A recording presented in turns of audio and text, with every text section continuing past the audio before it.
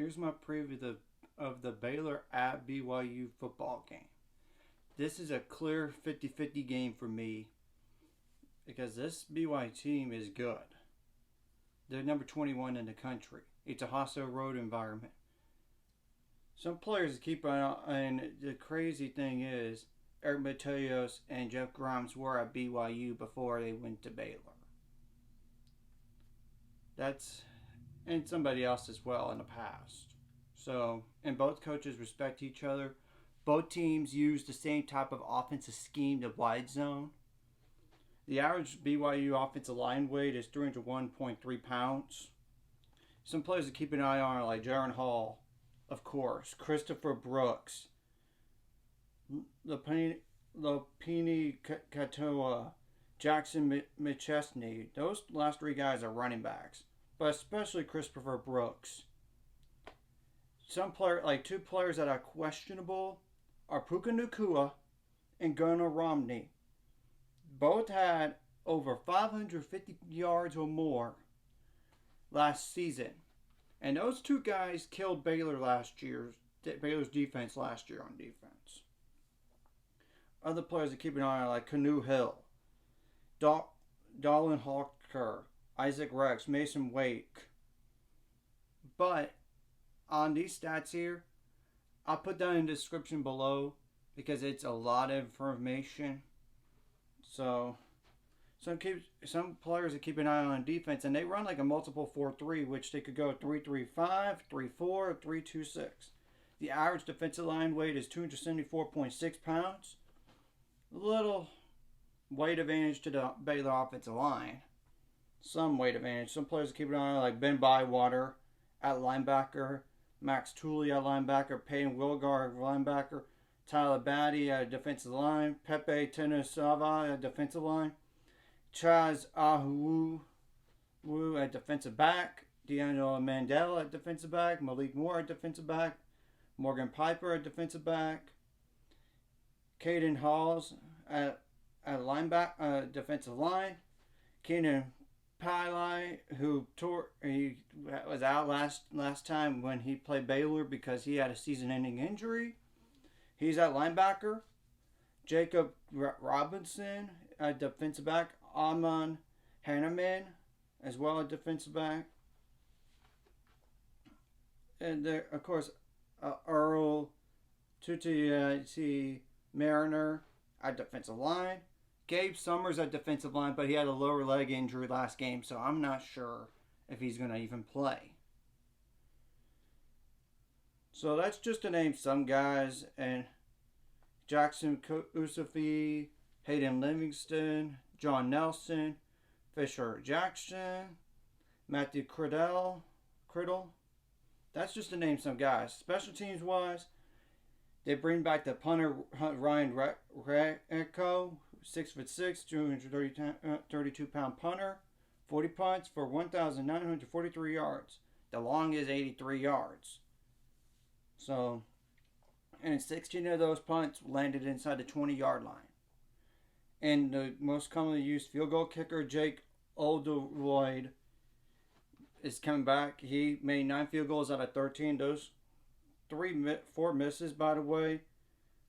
One of them was between 30 to 39 yards, 2 40 to 49, and over 40 yards, 50 yards. So the longest 49 yards for him.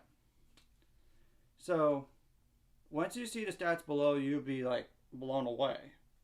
But I want to start defensively. You've got to contain Jaron Hall better than you did last time. Yes, I know he didn't end up with a lot of rushing yards, but he had a rushing touchdown. And the reason why on those rushing yard numbers were so low against us last year is because of the sacks. But he had a 56-yard run for a touchdown on a zone read, and they decided to keep the ball instead of giving it to Tyler Algier. So that's rule number 1. If you're in the passing situations, you got to contain, besides prevent the deep play over the top.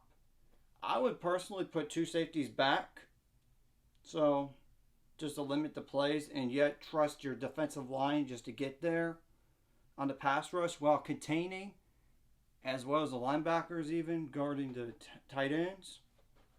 I do know that they love to run the ball.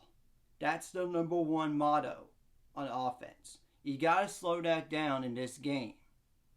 That's another thing. Force turnovers if you can.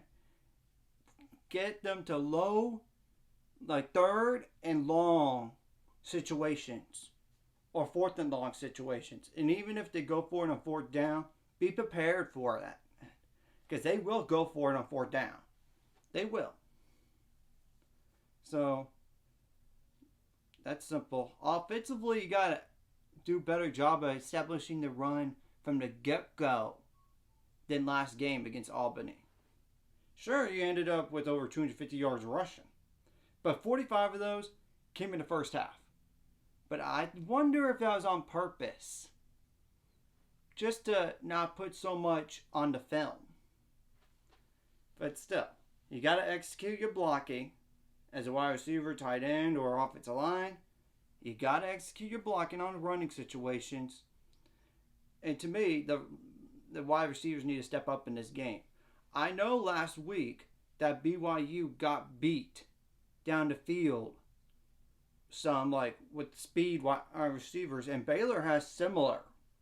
So, similar speed, if not even better speed. I mean, it's if you look at the film, it's there.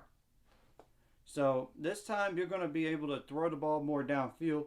And I know eventually they're going to try to put one safety up top and most of their guys on the line of scrimmage. And of course they could rearrange it, but you got to adjust on the fly on both sides of the ball.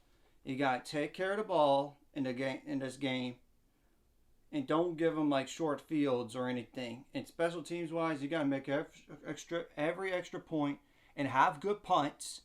Which, speaking of which, Isaac Power is now the last single digit. He will be number one in the game, by the way. So, and you got, I think one of the keys in this game is, besides like penalties, of course, turnover margin, that's another key.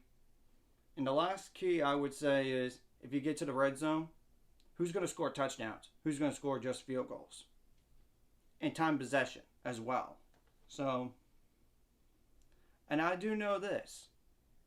BYU has lost the last 6 games against top 10 opponents in Provo.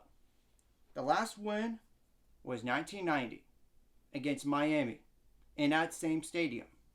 Yes, you heard me correctly. That is a fact when they play top 10 opponents.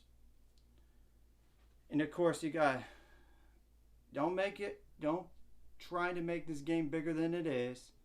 Just, I don't want to say treat it like any other game because it is a big game, but you don't want to overemphasize it because I know it is a massive game for both teams here. One, for national rankings, and two, who's going to start 2-0. So, you know. And this is the first road test for Baylor all year. And I consider Jaron Hall the best quarterback Baylor will play all season long. No offense to Spencer Sanders, Quinn Ewers, all the other quarterbacks in Big 12. Jaron Hall's the best.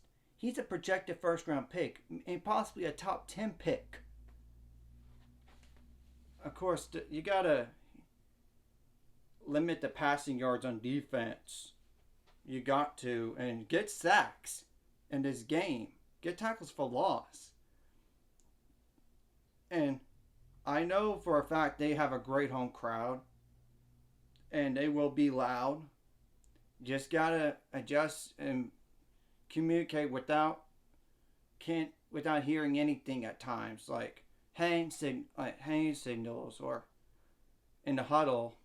Be very, very close. And try not to commit so many penalties, and try to not, and just find a way to snap the ball without getting a false start or something because of that crowd, because they will be loud. So, Anyways, if you like this content, hit the like and subscribe button. I'll see you guys later. It's going to 400 subscribers more by the end of this year.